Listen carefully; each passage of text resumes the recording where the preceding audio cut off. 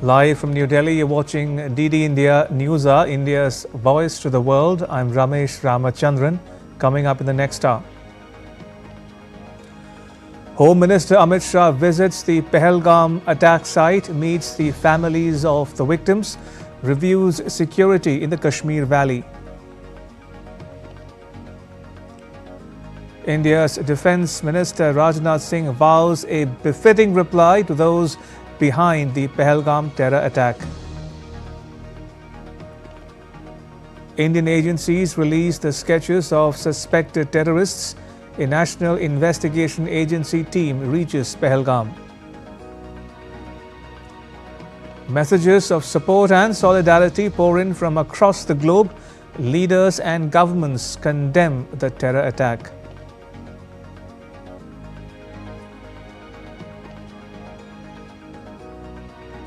And Pope Francis's coffin kept at St. Peter's Basilica in the Vatican City for public mourning. US President Trump among world leaders to attend his funeral on 26 April.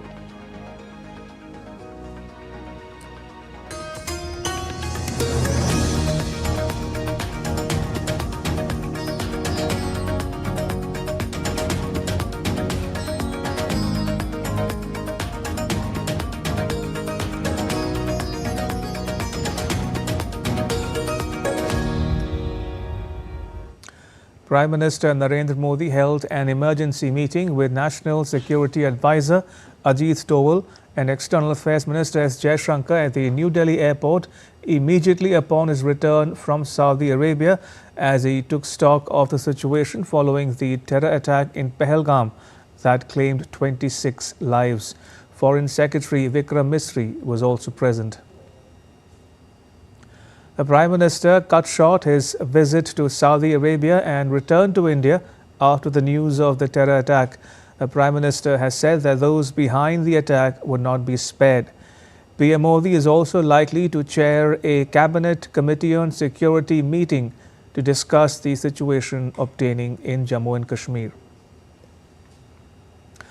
Home Minister Amit Shah visited the Basaran meadow where the attack took place. It's located around 5 kilometers from Pahalgam. The minister took a detailed briefing on the incident from the officials concerned.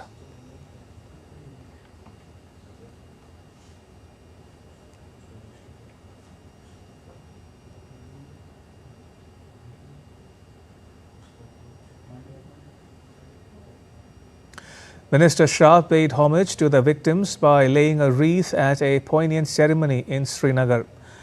The minister and Jammu and Kashmir Lieutenant Governor Manoj Sinha met the families of the victims of the terror attack. The Pahalgam attack is one of the biggest terror attacks in the Kashmir Valley in recent years. The Home Minister said that the culprits of this dastardly terror attack would be brought to justice.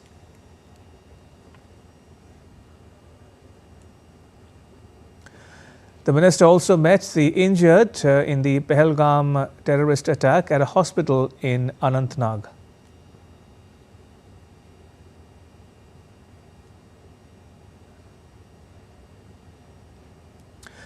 Defence Minister Rajnath Singh has warned of a befitting response to the Pahalgam terror attack. He made the remarks at the Arjan Singh Memorial Lecture in New Delhi. हमारे देश ने अनेक निर्दोष नागरिकों को खोया है। इस घोर अमानवीय कृत्य से हम सभी गहरे शोक और दर्द में हैं। इस दुखद समय में दिवंगत आत्माओं की शांति के लिए मैं परमात्मा से प्रार्थना करता हूं। यहां मैं भारत के दृढ़ संकल्प को दोहराना चाहूंगा कि टेररिज्म के खिलाफ हमारी जीरो टॉलरेंस की पॉलिसी है। भारत का एक एक नागरिक इस कायरतापूर्ण हरकत के खिलाफ एकजुट है। मैं इस मंच से देशवासियों को आश्वस्त करता हूं, घटना के मद्देनजर भारत सरकार वो हर कदम उठाएगी जो जरूरी और उपयुक्त होगा। भारत एक इतनी पुरानी सभ्यता और इतना बड़ा देश है जिसको ऐसे किसी भी आतंकी गतिविधियों से किसी भी सूरत में डराया नहीं जा सकता। ऐसी हरकतों का जिम्मेदार और इसके जिम्मेदार लोगों को आने वाले कुछ ही समय में जोरदार तरीके से नजर आएगा। मैं देशवासियों को आश्वस्त करना चाहता हूं। Earlier, Minister Singh held a meeting with the chiefs of the three armed forces in New Delhi to discuss the security situation. Indian security agencies have released the sketches of three suspected terrorists involved in the attack. A National Investigation Agency team has reached the attack site. The Jammu and Kashmir police has joined the investigation. At least 26 people were killed and several injured after terrorists opened fire on a group of tourists visiting Pahalgam, a popular destination in Jammu and Kashmir. Among the dead were tourists from several states including Karnataka, Maharashtra, Haryana and Uttar Pradesh. An Indian Navy officer from Karnal, Lieutenant Vinay Narwal, who had recently got married, was among those killed in the attack. Indian Navy Lieutenant Vinay Narwal's wife bid an emotional farewell to her husband. Apart from her, Delhi Chief Minister Rekha Gupta and Navy Chief Admiral Dinesh K. Tripathi paid a mark of respect by laying a wreath at the mortal remains of Lieutenant Vinay Narwal at the Indira Gandhi International Airport in New Delhi.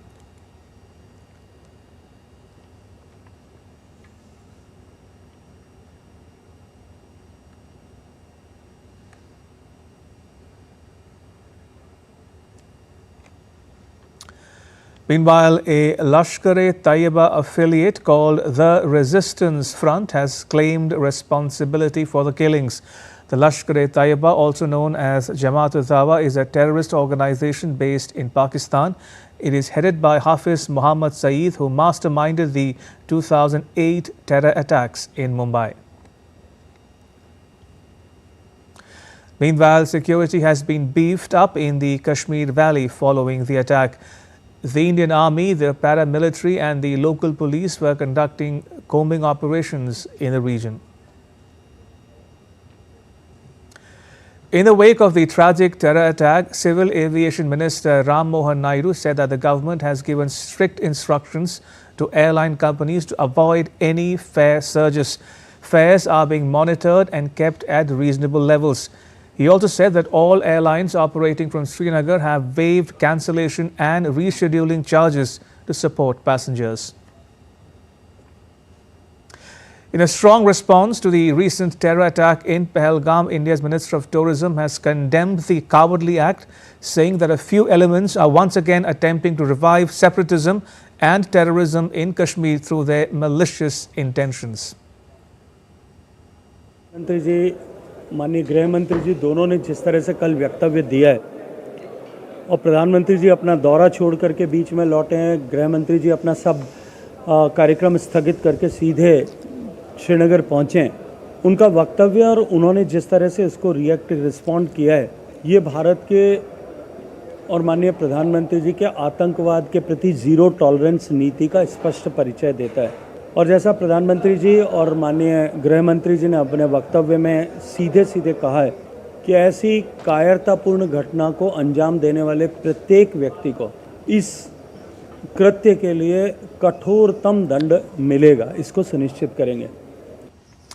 On Wednesday, the Kashmir Valley observed a complete shutdown for the first time in 35 years to show solidarity with the victims and survivors of the terror attack.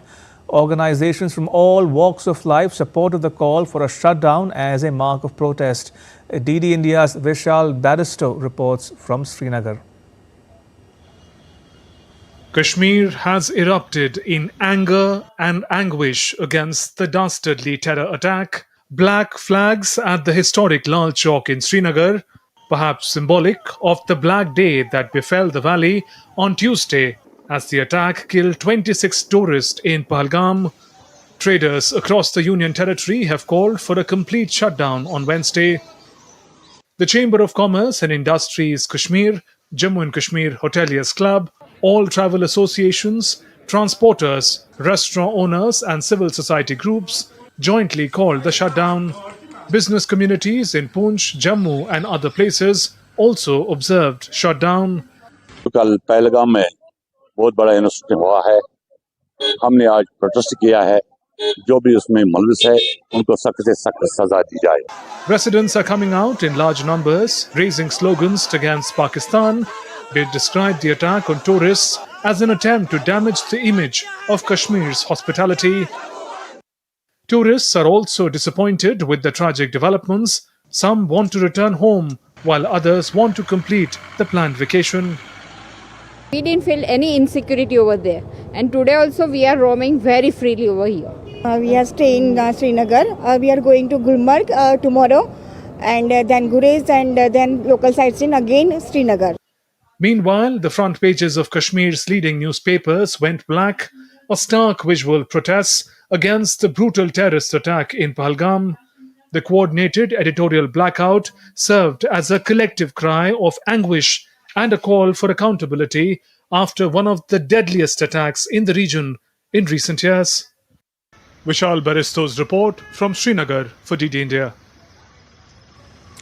US President Donald Trump, Australia's Prime Minister Anthony Albanese, and Nepal's Prime Minister KP Sharma Oli have all spoken to Prime Minister Modi and condoled the loss of innocent lives in the Pahalgam terror attack. Russia's President Vladimir Putin, Italy's Prime Minister Giorgia Meloni, and Israel's Prime Minister Benjamin Netanyahu also reiterated their support for India's fight against terror. DD India's Ayushi Bhatnagar has more. Leaders from across the globe have strongly condemned the terror attack in Jammu and Kashmir and reiterated their unflinching support for India. US President Donald Trump spoke with Prime Minister Narendra Modi and expressed his deepest condolences at the loss of innocent lives. Earlier, Trump reiterated support for India in its fight against terrorism. In a letter to President Draupadi Murmu and Prime Minister Modi, Russian President Vladimir Putin also expressed condolences over the Pahalgam terror attack. United Nations Secretary General Antonio Guterres strongly condemned the attack on tourists in Kashmir. EU Chief Ursula von der Leyen also condemned the killing of people by terrorists in Kashmir as a vile terror attack and added that India's spirit is unbreakable. Extending condolences to the victims of the Pahalgam terror attack, Israel Foreign Minister Gideon Saar said that Israel stands united with India in the fight against terror. Saudi Crown Prince Mohammed bin Salman and Muslim World League Secretary General Sheikh Mohammed bin Abdul Karim Al Issa also condemned the ghastly terror attack in J&K's Pahalgam. Italy's Prime Minister Giorgia Meloni, UK Prime Minister Keir Starmer, Australian Prime Minister Anthony Albanese, Sri Lankan President Anurakumara Dissanayake and Nepal's Prime Minister KP Sharma Oli condemned the terrorist attack and expressed their solidarity with the nation. Ayushi Bhatnagar's report for DD India. And joining me from Lal Chowk in Srinagar is my colleague Vishal. Barrister Vishal, it's been a little more than 24 hours since the terror attack. Has the enormity of the attack sunk in yet? How are the locals and tourists reacting to it? Well, a very good evening to you, Ramesh. I'm here at Lal Chowk and I have with me both the locals and the tourists as well. I have with me a gentleman who belongs to Jalandhar, Punjab, and he is here with his wife. I also have a lady. She is a local leader from the BJP. Let's first talk to the tourist. What's your name and where are you from? Ashok Mittal, Jalandhar from Punjab से हूँ मैं. How do you feel after this attack? It's been 24 hours now. Is there any change of plan? देखिए थोड़ा सा तो difference आया है, लेकिन फिर भी हम ये कहेंगे कि जो यहाँ की लोकल अपना हमें सपोर्ट किया है ना, वो बहुत बढ़िया है. बल्कि हर जगह हमें हेल्प मिल रही है, इवन होटल्स में भी हमें हेल्प मिल रही है. उन्होंने हमें यही कहा है कि आपको कोई दिक्कत नहीं आने दी जाएगी. जहाँ भी आप जाना चाहें, जहाँ घूमना चाहें, हम आपके साथ हैं. और कई जगह पर तो यहाँ पर टूरिस्ट के लिए फ्री ऑफ कॉस्ट खाना, चाय, नाश्ता सब कुछ सर्व किया जा रहा है. ये बहुत अच्छी बात है यहाँ के लिए. So there you hear from the gentleman, he's saying that the locals have come out in all support of the tourists. They are offering free food and free tea and snacks, and they are offering all kinds of help to support them. Let me go across to the lady who is from Srinagar itself. क्या नाम है आपका? Sabha Bhatt. सभा जी, ये बताइए, looking into the camera, it's been 24 hours now, 24 घंटे हो चुके हैं. What would you like to say and how is Kashmir and Srinagar reacting to this attack? Since yesterday, whatever news are coming from Pahalgam, we are shocked.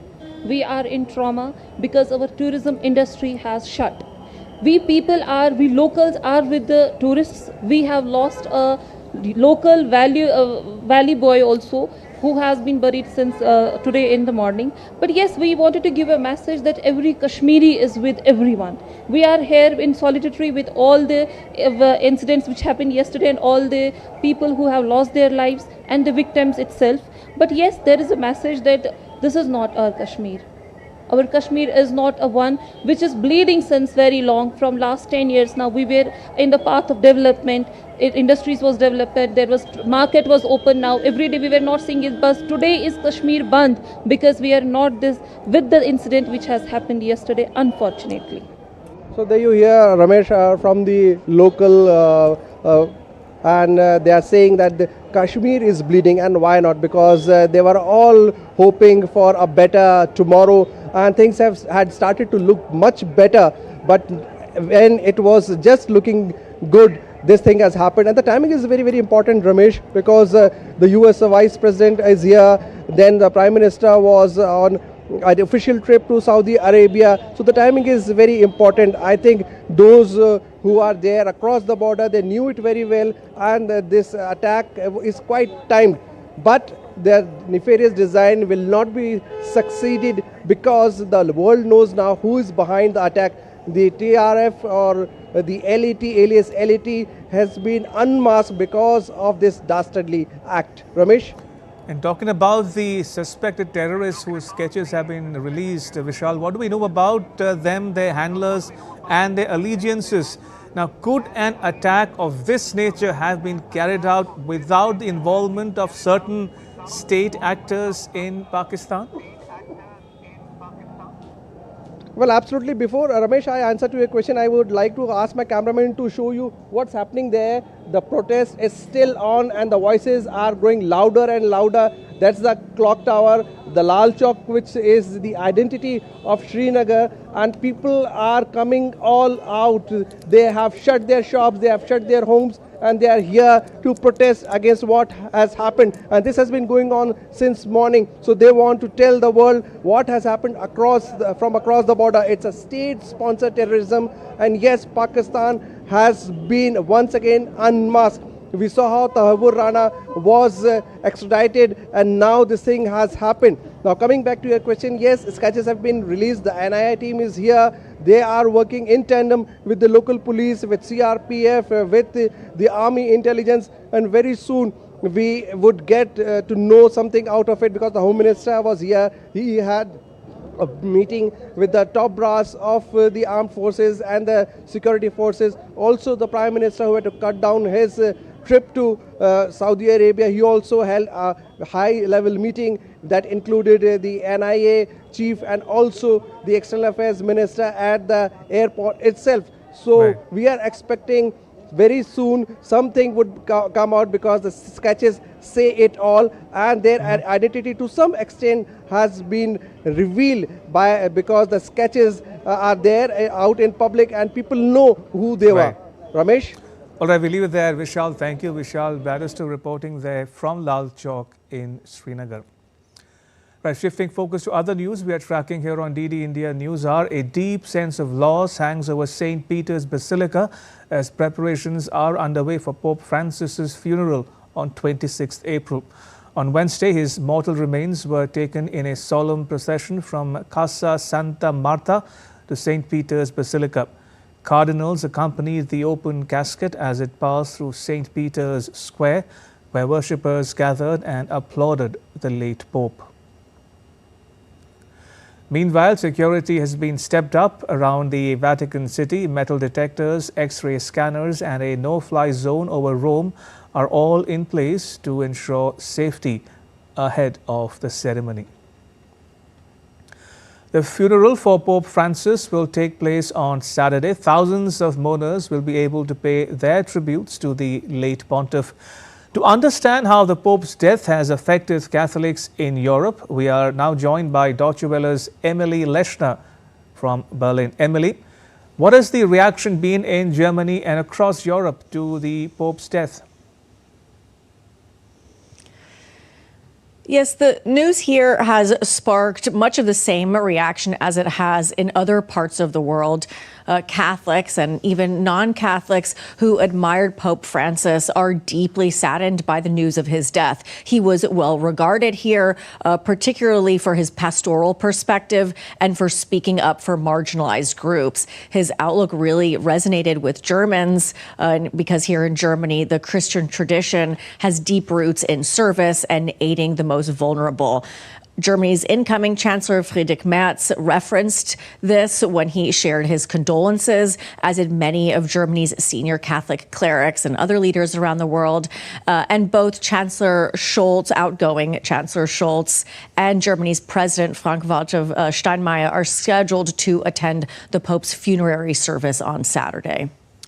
Emily, now the Pope leaves behind a legacy of commitment to the less fortunate in general and immigrants in particular, at a time when there is a lot of debate and division over how to address the large numbers of people fleeing conflicts.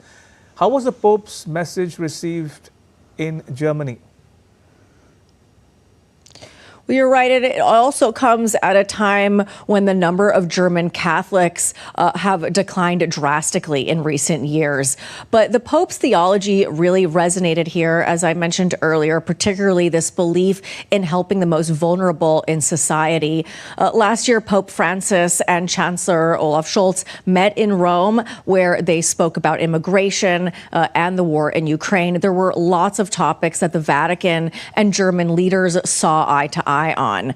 And though Francis was regarded as more open and relatively liberal as compared to some of his predecessors, he didn't, in the end, enact the kind of reform that a lot of parishioners expected or at least hoped for. For example, he openly stated that homosexuality was not a crime and even blessed same-sex unions, but he didn't go as far as bless same-sex marriages or say that they would be allowed in the Catholic Church.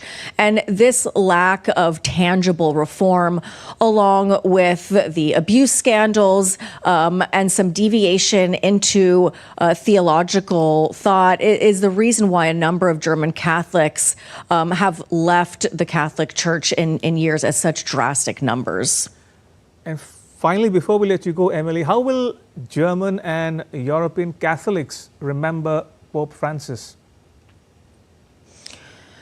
Well, I think he's going to be remembered here much in the same way that he's being remembered around the world, and that is for his humility, his commitment to the disenfranchised, to immigrants, to those living in poverty.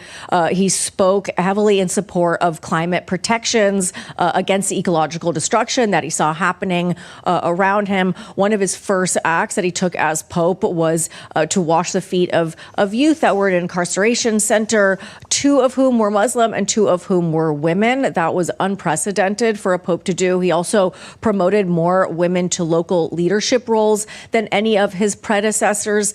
So he's going to leave quite a positive and lasting impact. And though the German Catholic Church did want more reforms, for example, like power for women in influential or even clerical leadership roles in the church, many of these reforms that Pope Francis thought kind of felt that threatened church unity.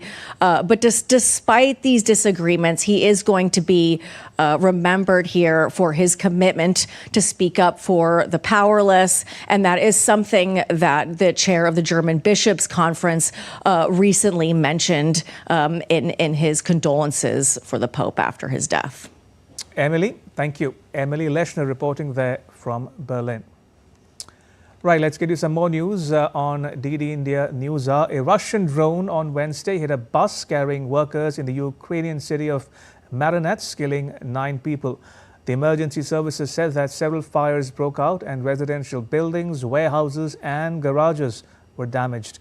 Meanwhile, the UK government has said that Ukraine peace talks, which were scheduled to take place in London on Wednesday, have been postponed. But a meeting of lower-level officials will still take place. On Wednesday, Ukraine's President Volodymyr Zelensky pushed back against calls for Ukraine to recognize Russia's control of Crimea. Earlier, U.S. media reported that Trump is ready to accept recognition of Crimea as Russian territory.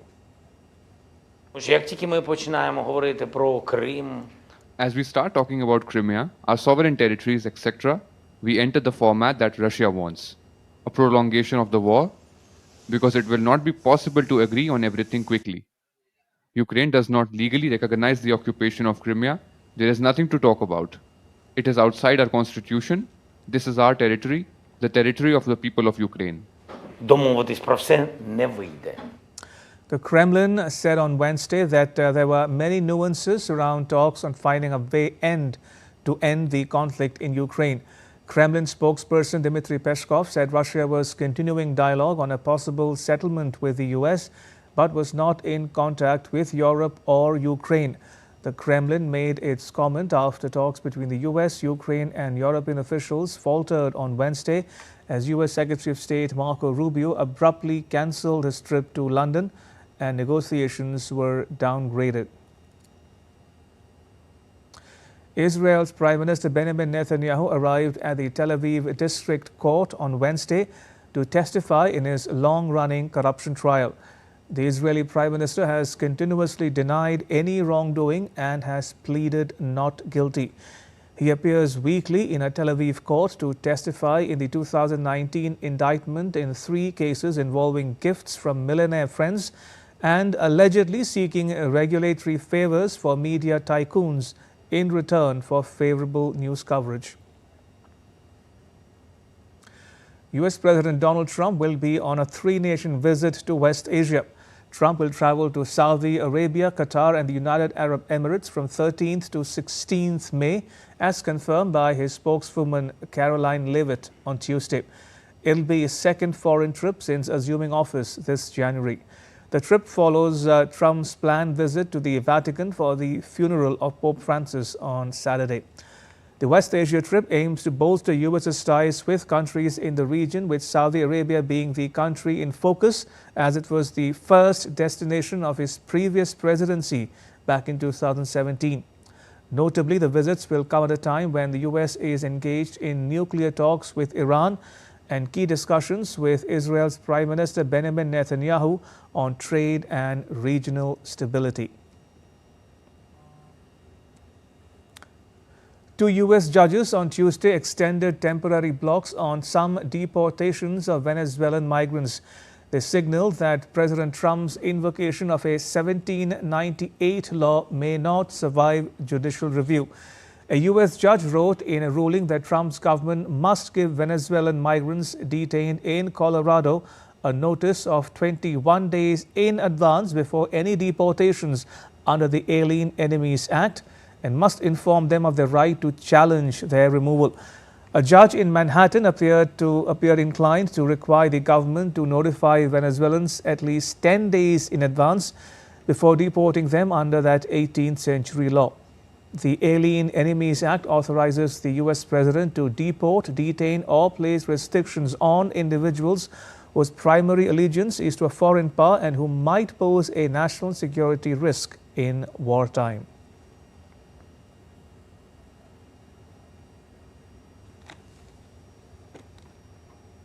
Still to come on DD India Newshour.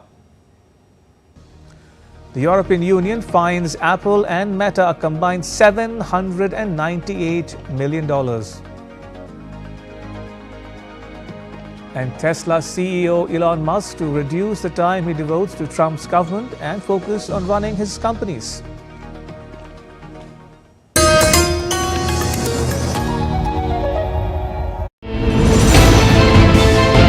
Geopolitics and trade deals.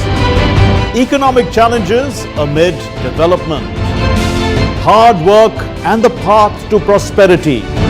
It's the economy always.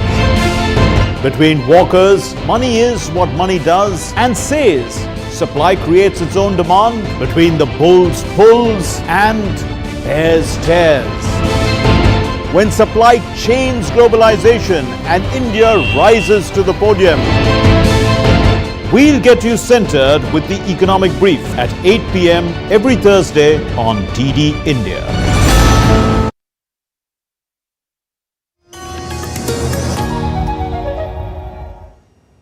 You're watching DD India Newshour. I'm Ramesh Ramachandran. A quick recap of the headlines. Home Minister Amit Shah visits the Pahalgam attack site, meets the families of the victims, reviews security in the Kashmir Valley. Defence Minister Rajnath Singh vows a befitting reply to those behind the Pahalgam terror attack. Indian agencies release the sketches of suspected terrorists. A National Investigation Agency team reaches Pahalgam. Messages of support and solidarity pour in from across the globe. Leaders and governments condemn the terror attack. And Pope Francis's coffin kept at St. Peter's Basilica in the Vatican City for public mourning. US President Trump among world leaders to attend his funeral on 26th April. In business news, the European Union on Wednesday fined Apple and Meta a combined $798 million in the first enforcement of its landmark digital competition law. Apple was found to have breached its anti-steering obligation under EU's Digital Markets Act, while Meta was fined over its pay for privacy system, which means users have to pay to avoid data collection. The European Commission said that it has fined Apple $570 million and $228 million on Facebook's parent Meta. The EU fines could stoke tensions with US President Trump, who has threatened to levy tariffs against countries that penalize US companies. Tesla CEO Elon Musk said on Tuesday that he would reduce the time he devotes to Trump's Department of Government Efficiency, or DOGE, from next month and will focus instead more on running his multiple companies. Musk said that he will cut back his role in the Trump government as the company's latest profits and revenue showed a plunge during the beginning of the year. Musk's comment came after his company reported disappointing first quarter results, including a 20% year-over-year slump in automotive revenue and 71% plunge in net income. The large slug of work necessary to get the DOGE team in place and working in the government to get the financial house in order is mostly done. So I think I'll continue to spend, a day or two per week on government matters for as long as the president would like me to do so, and as long as it is useful. But starting next month, I'll be allocating far more of my time to Tesla.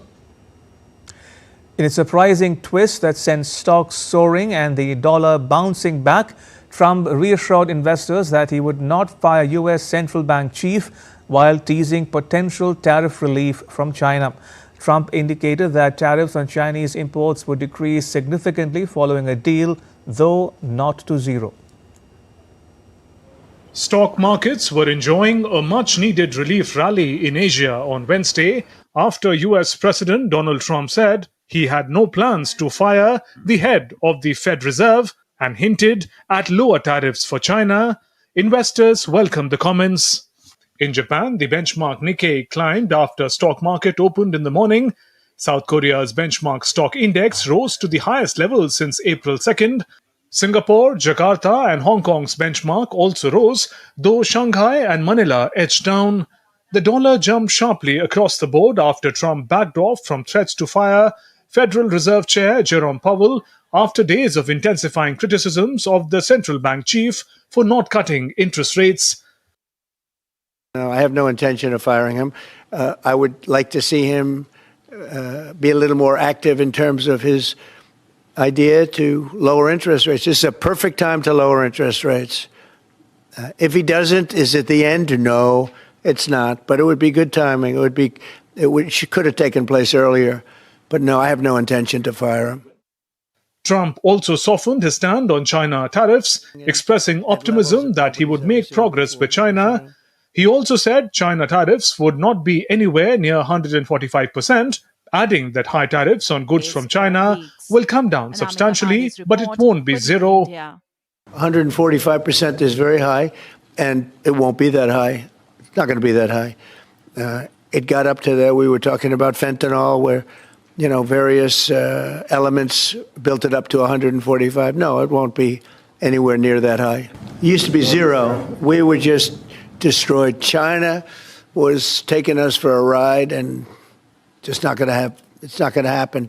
We're going to be very good to China. Have a great relationship with President Xi, but they would make billions and billions and billions of dollars a year, and they would build their military out of the United States and what they made, so that won't happen. Trump's remarks were in response to earlier comments by Treasury Secretary Scott Bessent, who said the high tariffs were unsustainable, and he expects a de-escalation in the trade war between the world's two largest economies. Anamika Pandey's report for DD India. China has hit back at the US, urging Washington, D.C. to stop threats and coercion if it truly wants a deal. Responding to President Trump's tariff remarks, the Chinese Foreign Ministry slammed what it called extreme pressure and labeled US tactics as unilateral, protectionist and economic bullying, warning that such moves are losing global support. If the US truly want to resolve issues through dialogues and negotiation, it should stop making threat and restoring to coercion and engage with China on the basis of equality, mutual respect and mutual benefits. Saying they want to reach an agreement with China while continuing to apply maximum pressure is not the right way to deal with China, and it will not work.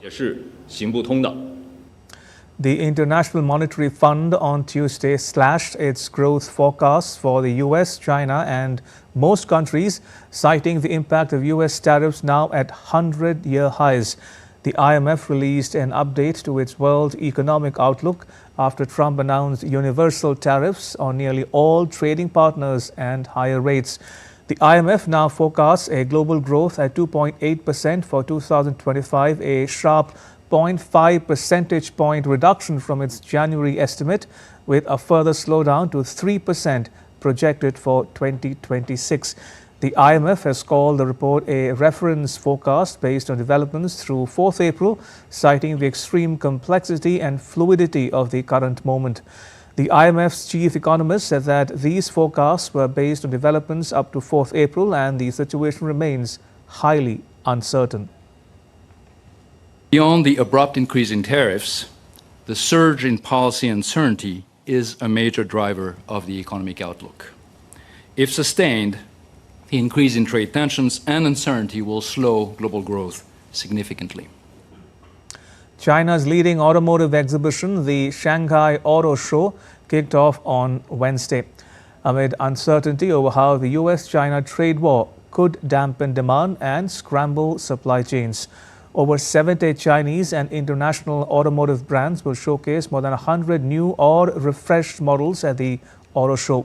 China's annual auto shows have become a premier showcase for the rise of high-tech electric vehicles from domestic brands in the world's biggest car market.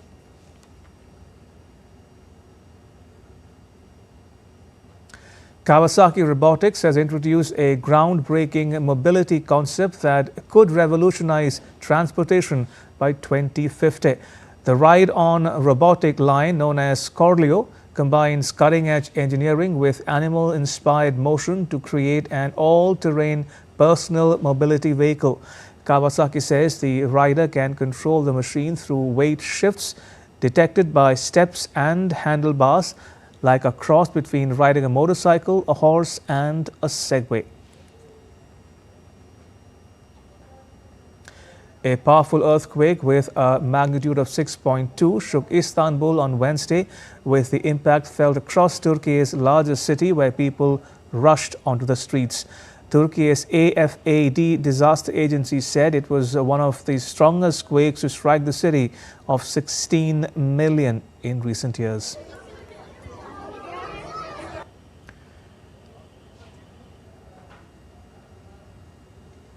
Australia was struck by an earthquake of magnitude 4.6 near Broke in the New South Wales Hunter region. The tremor was widely felt, with over 3,800 reports logged, including some from as far away as Sydney. No major damage or injuries have been reported. But the event has sparked discussion regarding a proposed nuclear reactor in the region. This marks the 11th earthquake of a notable magnitude recorded in the region by Geoscience Australia in the past year. In the Philippines, a massive blaze destroyed hundreds of houses in downtown Manila on Tuesday. The fire started in Manila's port area and was put out 9 hours later. The Philippines has a patchy record in enforcing fire safety in buildings, homes and offices. In August, 11 people died after a 5-story apartment burnt down in Manila's Chinatown.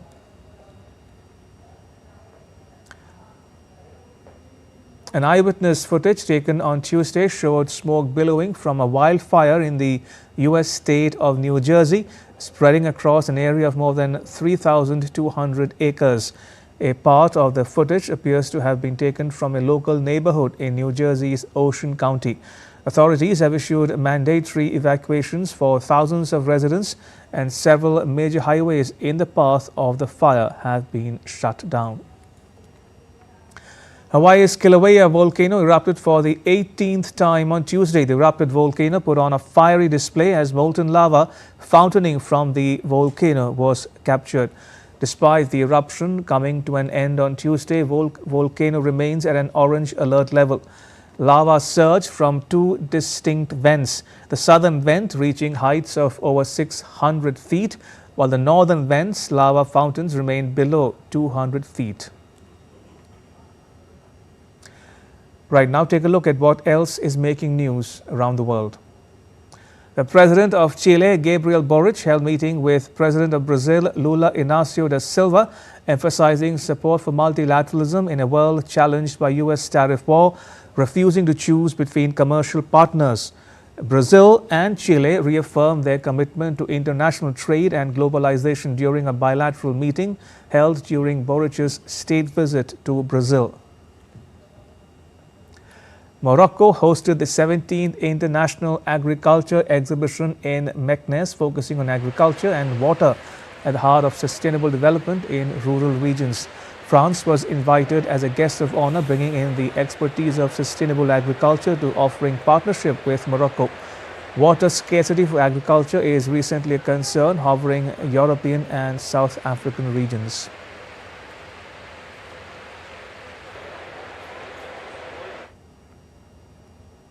Vietnam's Data Center and Cloud Summit emphasized the importance of developing green data infrastructure to support AI advancement. Green data centers are a repository for the storage, processing, management and dissemination of data. Vietnam is committed on building large-scale data centers, adopting energy-efficient technologies and promoting the use of renewable energy. A sense of insecurity is growing in the DR Congo city of Bukavu, currently under the control of the M23 armed group. As peace talks between the Congolese government and M23 rebels in Doha drag on, locals find it difficult to survive, displacing millions and leaving thousands dead. Despite recent meetings between Congolese officials and M23 representatives, a resolution remains elusive. And still to come on DD India Newshour. KL Rahul becomes the fastest batter to breach the 5,000 run mark in IPL. And Andre Agassi set to make his pickleball debut.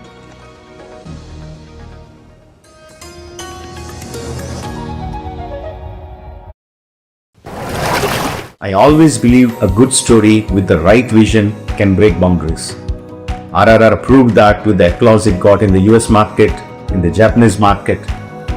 World Audiovisual and Entertainment Summit, WAVES, is exactly doing that now, taking Indian entertainment global. So grab your seat, the adventure begins. Connecting creators, connecting countries. WAVES 2025.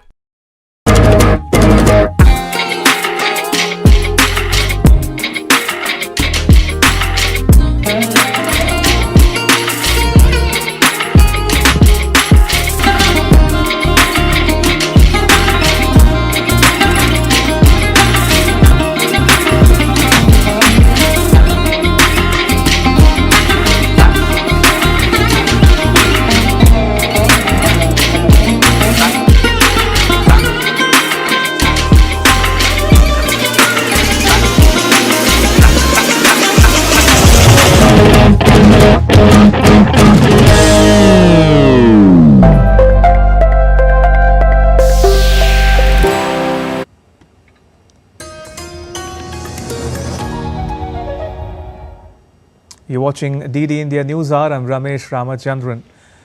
In business news, India's private sector growth rose to an 8-month high in April, fueled by robust demand, particularly a surge in foreign orders for manufactured goods, according to a survey. The HSBC Flash India Composite Purchasing Managers Index, or PMI, compiled by S&P Global, climbed to 60, up from 59.5 in March, the strongest pace of combined manufacturing and services growth since August.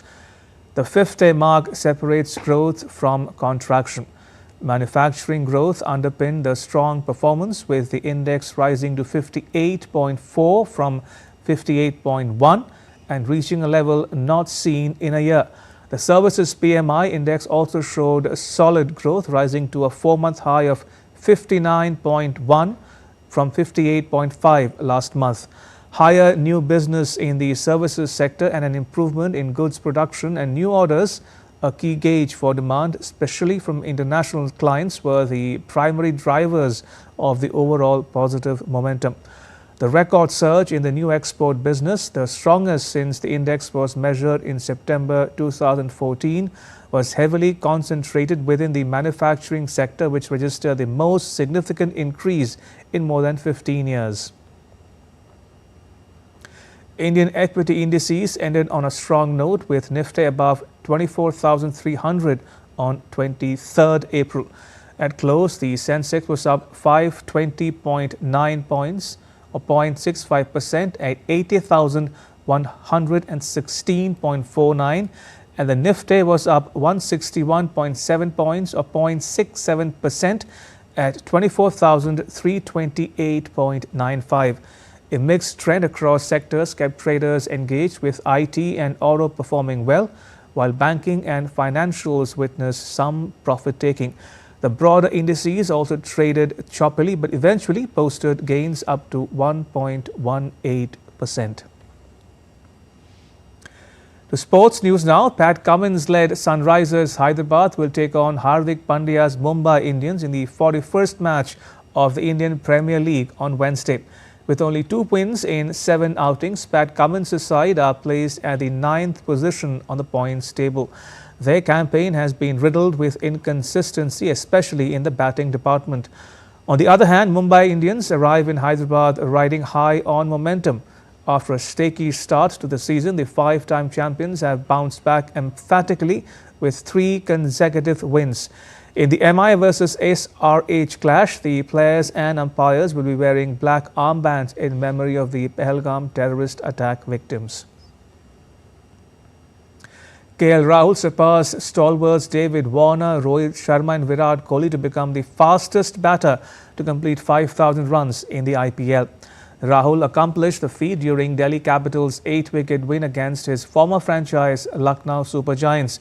Rahul scored 57 not out to break the backbone of Lucknow's defence of a modest 160-run target.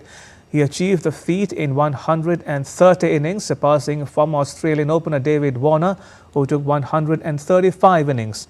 RCB's Virat Kohli slipped to the 3rd spot in the list as he notched up 5,000 runs in 157 innings.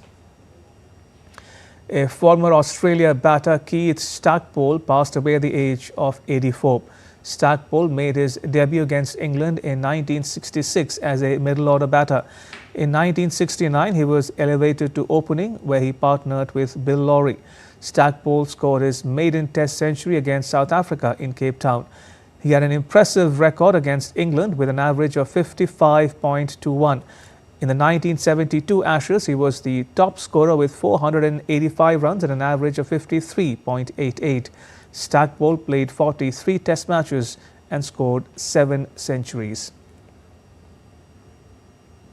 Zimbabwe secured the first Test match victory after 4 years as they beat hosts Bangladesh by 3 wickets on day 4 of the first Test match. Zimbabwe's last win came against Afghanistan in March 2021. This was the highest successful Test chase by Zimbabwe, adding another layer of history to the victory. Chasing 174 runs in the final innings, Zimbabwe's Brian Bennett and Ben Curran put together a 50-plus run partnership. Zimbabwe lost 7 wickets in quick succession, but in the end, Richard Nagarava and Wesley Madavere ensure that the team crosses the finish line. Sri Lanka women announced a 17-member squad with Chamari Atapattu as the captain for their upcoming Tri-Nation series against India and South Africa. The hosts, Sri Lanka, are coming into the series on the back of a 2-0 ODI series loss in New Zealand. As many as 8 changes have been made to the Sri Lanka squad. Spinner Malki Madara has received a maiden call-up to the ODI squad. Additionally, players like Vishmi Gunaratne, Nilakshi Silva, Hasine Pereira, Piyumi Vatsala and Hansima Karunaratne have returned to the squad. In football, Manchester City secured a crucial 2-1 Premier League victory over Aston Villa on Tuesday. The match appeared to be heading for a draw after Marcus Rashford's penalty cancelled out Silva's goal in the first half. However, City's Matheus Nunes found the back of the net in the dying minutes of the game to lead his team to victory. With this win, City climbed up to third spot in the points table, while Villa remains at the 7th place. A former tennis world number 1, Andre Agassi, is set to make his pickleball debut at the US Open Pickleball Championships. Agassi retired from professional tennis in 2006 after playing his last match at Flushing Meadows. Agassi will play his first match on 30th April. He'll partner up with teenager Anna Leigh Waters in the mixed pro division. Agassi has participated in pickleball exhibitions with other former tennis players. However, next week's match will be his first professional pickleball appearance.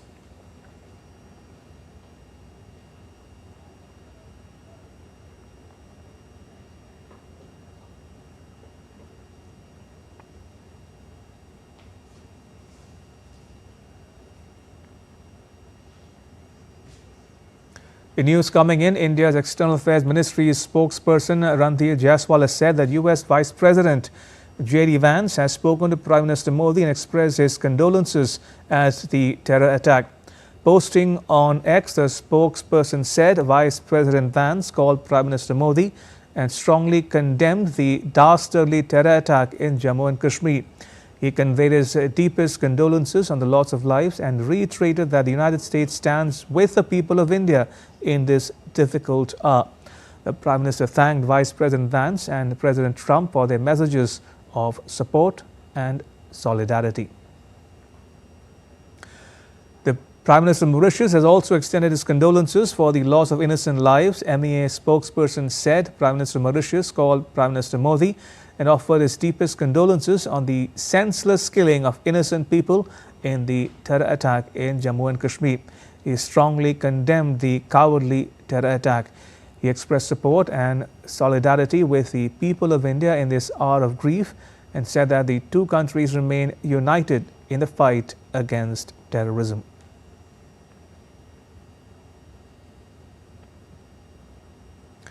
And that's all for this edition of DD India Newshour. Let us know your thoughts on the news of the day.